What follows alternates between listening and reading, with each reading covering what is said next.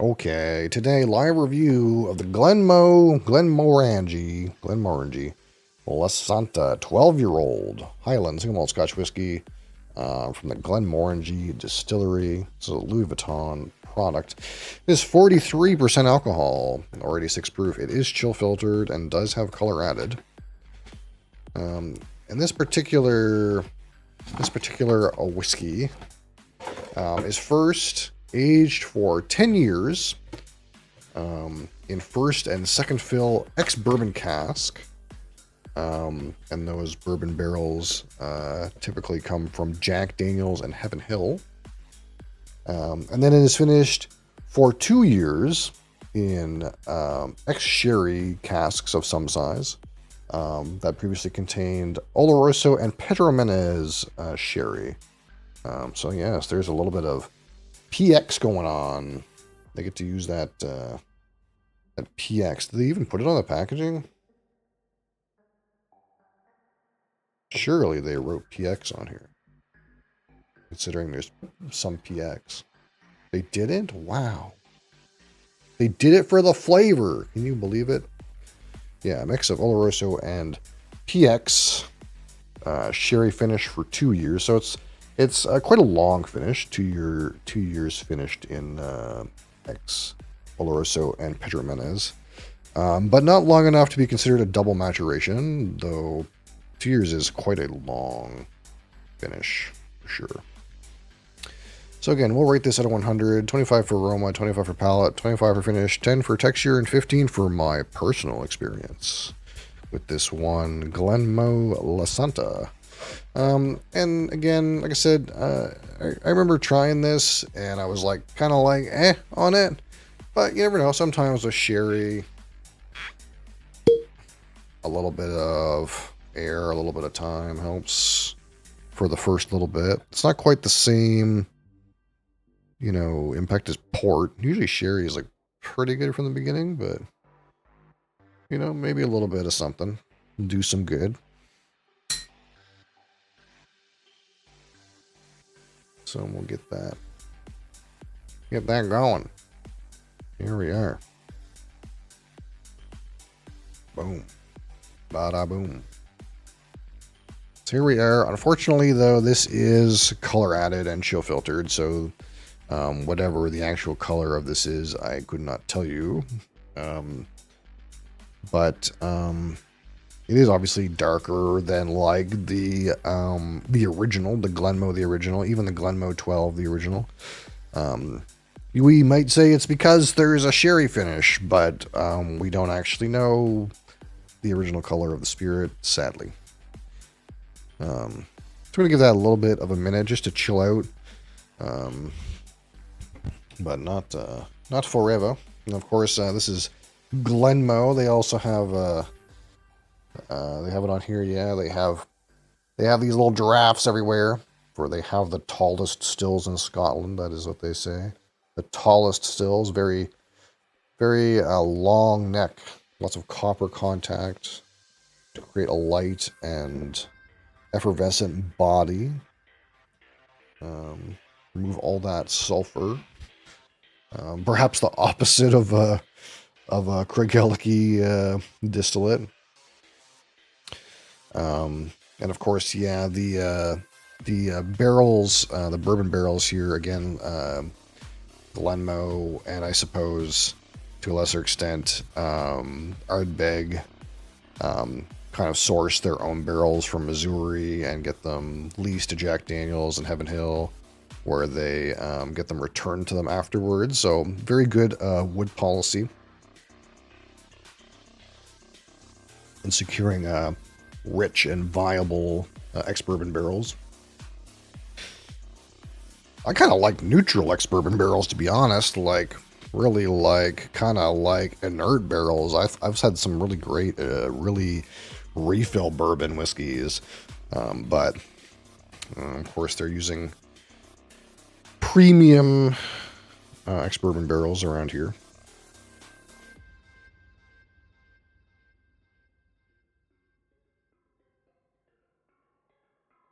Of course, I have my Shelter Point Glen. We're in a completely different country, but...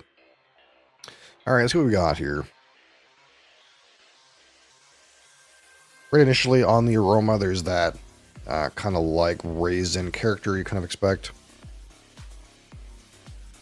That raisin, figs, and dates, this dried fruit character. It is like slightly rich, though, slightly richer than you might assume. And we kind of want to go in our brain to like think, okay, well, that's like the PX. The PX barrel is coming, making it like a little bit richer, a little bit thicker and juicier. Pretty good aroma today. The only thing about it is not a whole lot else hitting me. We'll give it some time though, ultimately. There's like a little bit of sweetness there, but not a whole lot.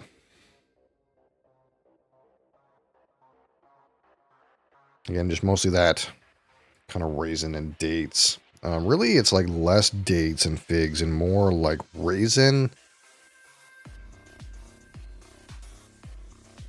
More like raisin or like, what would I say? There's like almost like a red fruit syrup kind of a thing going on. But it's not like thick and jammy, juicy, like PX notes. Mr. Ben, how are you? But it's notably like less dry, less like all in on the dry raisin as like typical like straight Oloroso. Oh, a little bit of that, malt speaking in. Honestly, I'm getting a little bit of that orange character that you get from the like Glenmo 10 and 12, the original. Okay. And some of that hay. So we're going to let that sit just for a little bit longer because already I feel like there's been a good aromatic development. And I don't want to sell it short. And I don't think when I had this before that I remember it being particularly interesting. What did I say about it when we fresh cracked it? I said something like, it's not bad, but it's like not doing anything interesting. And I think that's kind of where I was at with it. But, you know, it seems pretty good right now.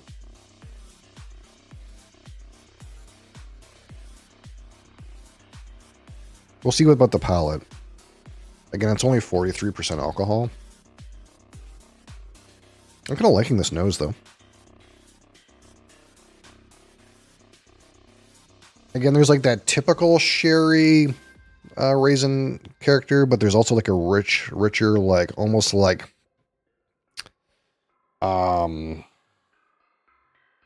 generic red fruit jam, like mixed berry jam. Not a whole lot, just a little bit. And some of that kind of like sweet, vanilla, slightly sweet, malty component, slightly orange, citrus. That is very reminiscent of the, again, ex-bourbon original 10-year. Kind of like showing up for me. I don't remember getting on the fresh crack, so kind of pleasant. Again, nowadays, it used to be that Glenmo, the original, was a 10-year-old, and if you find it nowadays, you'll find it is now a 12-year-old. So the Lasanta is kind of like the 10-year-old, but they then finished it 2 years more in ex-sherry, Oloroso, and Pedro Menez. So this has like all of the trappings in theory that the 10-year, the original ex-bourbon would have, plus a couple years of sherry. But again, you'll find now that the original is a 12-year. Well, what happens to the Lasanta? Again, one part of the reason we purchased a 12-year-old Lasanta is because coming soon, the Lasanta will now be a 15-year-old. So probably in the future, we're going to see, like, if I had to guess, it'll be the 12-year-old, the original, probably 3 years in ex-sherry, which would actually be a double maturation if they do a 3 years in ex-sherry, like a 12-year-old original plus 3 years for the 15 Lasanta. Now, they could do something like, 13 years in ex-bourbon and then 2 years in ex-sherry. I actually don't know the casking of the 15-year-old Lasanta, but I do know that this age statement is now becoming a 15. And that'll be interesting. We'll probably eventually procure a 15 and compare them. We did compare the 10-year-old, the original, with the 12. And the 12 is slightly better. It's not a world of difference, but it is a little bit richer and a little bit nicer. So obviously things going up in age statement is always good. We like that.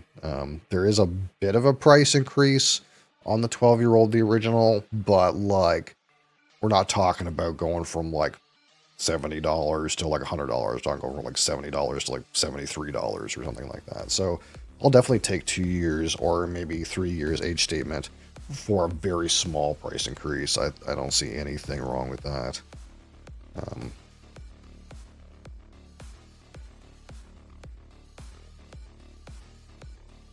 But yeah, some nice aromas. I actually like the aroma today.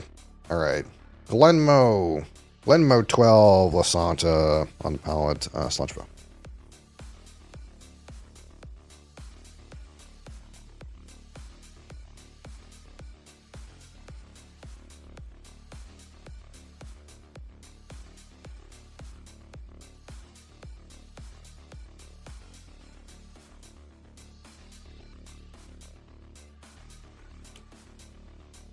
I like that palate.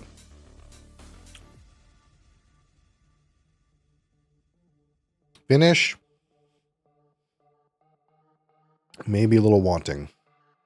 We'll have to keep our eye on that because that was not the best. Red and white bottle of Santa, coincidence? There's actually a weird thing I noticed. I could show you after if you want, but they're with the orange ones of the original, the 10-year and the 12-year. The 12-year has a blue stripe in it. They're the same box, but the 12-year has a blue stripe in it or something like that. It's like a very minute difference. It's kind of interesting.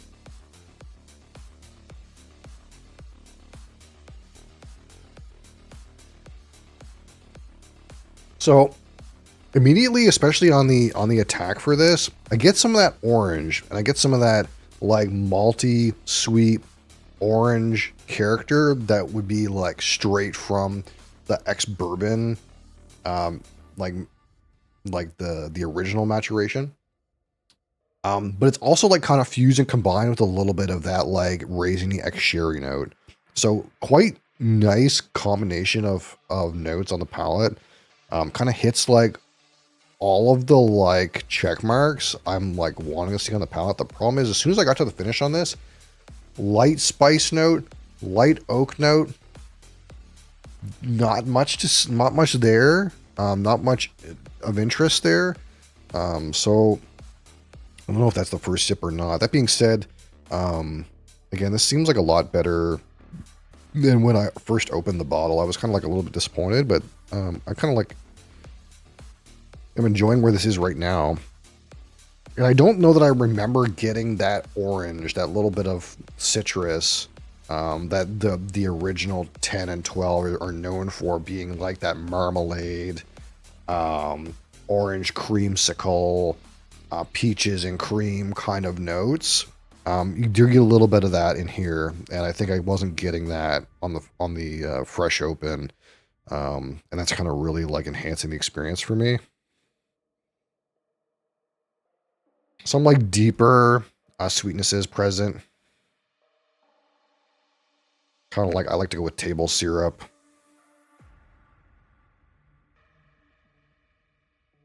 That kind of like little bit Aunt Jemima thing.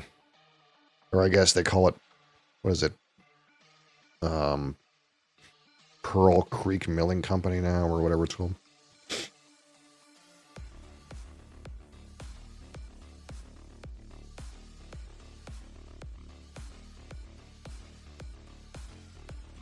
Not quite honey, not quite toffee. I kind of like table syrup. But kind of like not only like ex-bourbon sweetness, but kind of like a richness from the sherry.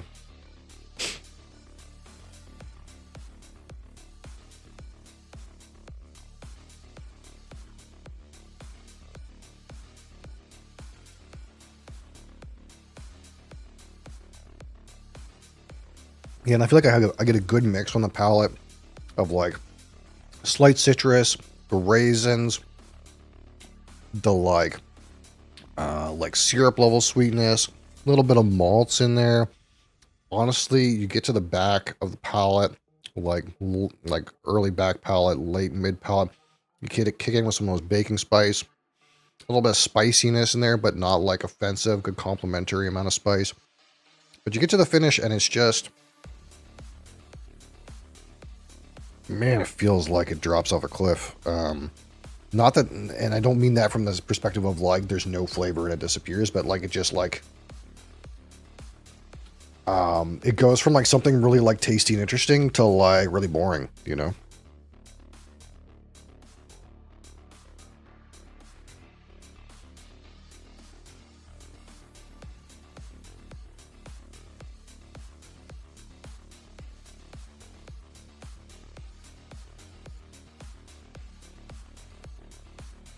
Like you get into the finish, baking spice, toasted oak.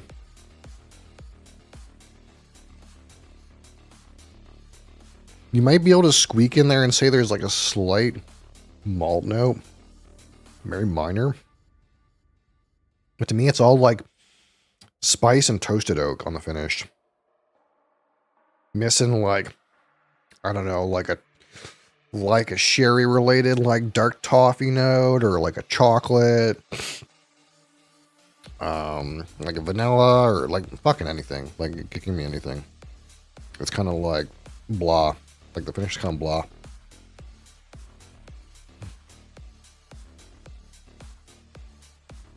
I feel like this is so much better on the palate than when I opened it. And so much worse on the finish than I remember. But that's the glass we're getting today. Alright, so now 25. Let's judge the aroma here. Which again, at this point, is kind of like all down on the sweet notes. And there's some good malt there. Table syrup. You still get a little bit of the orange. If you can hunt, you can probably get the raisin, but it's mostly, again, in those very sweet notes now at this point in its development. But definitely got more of that raisin on the outset.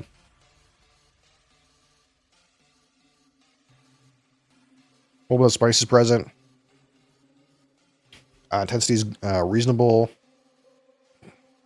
I kind of like this nose a lot.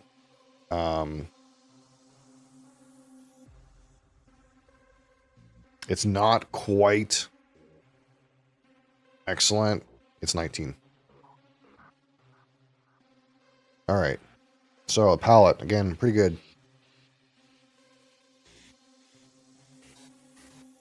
Pretty good things going on it. It's the finish I'm worried about. This is going to be like a really lopsided score. But sometimes it is what it is.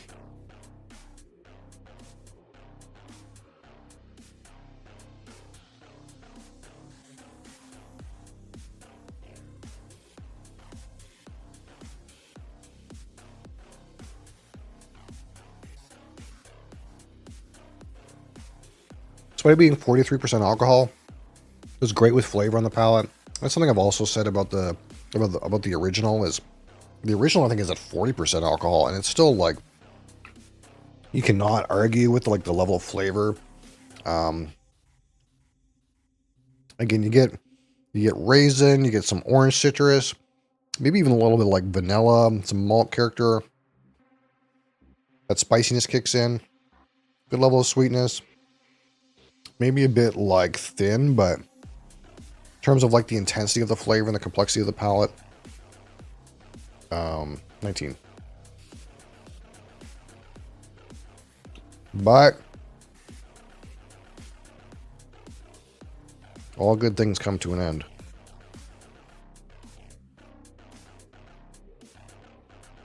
And in this case, I think they end with a shit finish.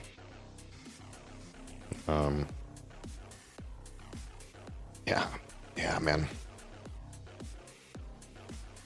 I'm really enjoying the aroma on the palate. I'm severely disappointed in the finish.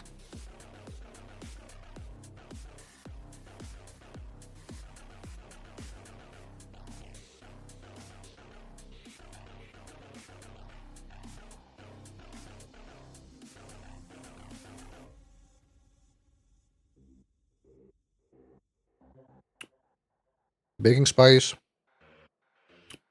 Instantly into toasted oak note. Length is like medium.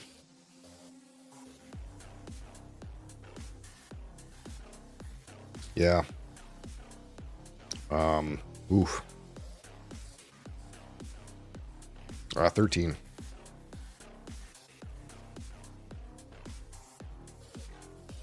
Probably could have gave it worse. That's probably like generous.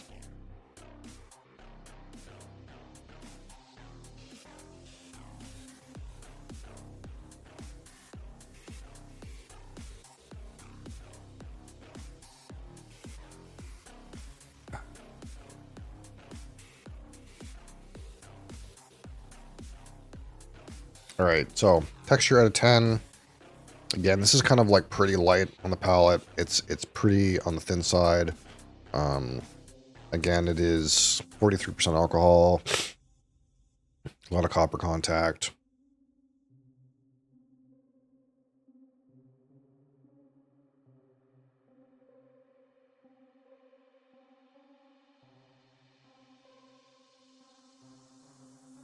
It's pretty thin, really. But that's kind of like one of the interesting things about these Glenmo bottles. It's kind of like, and it kind of almost reminds me of Lagavulin 16 in a way. It's like, man, is the like liquid, the texture of the liquid so like thin and like watery, but it still delivers the flavor.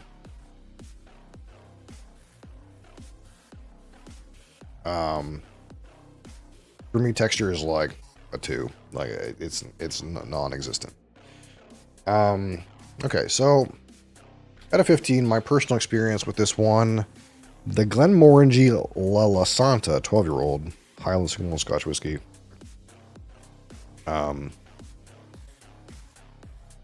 Honestly, like way better on the palate and aroma than the fresh crack. I can't remember how long ago the fresh crack for this was. It was a couple of months or a month and change or something like that. It was this year anyway. I don't remember being super impressed with it at the time, but today I felt like I got all of the aromas of the original plus some sherry, some additional sherry enhancements. And I feel like I got all the flavors of the original plus some additional sherry enhancements, like the best possible world for this bottle, I think. And I kind of remember like some of those characters being overwrought and maybe when we freshly cracked it. But it seems really great right now, except the finish is hot garbage. Like there's nothing to it. And really maybe even 13 is generous. Typically I don't score something less than 13 unless it literally has like maybe one note. And there's like 2.5 notes on the finish that I can get, but it's like, man, it's just like you get the spice, the growing spice from the end of the palate into like a toasted oak note, and then that's like it. There's no sweetness, there's no sherry things. There's no, nothing ex-bourbon barrel related. Like it doesn't, it's missing everything on the finish, which is unfortunate because the rest of the bottle is quite nice. The unfortunate part as well, of course, is it's fairly thin. Again, we're talking 43% alcohol, not terribly old. Very light on the palate, not much to the liquid. Not really providing much of a coating character for me. So those are like the it kind of overperformed, honestly, in flavor and aroma, and underperformed on like finish and texture. Pretty good, reasonably. Why would you go for this over another bottle? Probably like it's pretty tasty, pretty economical. But we don't talk too much about price. We just want to talk about flavor. How forgettable is this? It's not bad. I guess one of the things I remember saying about this bottle when we opened it is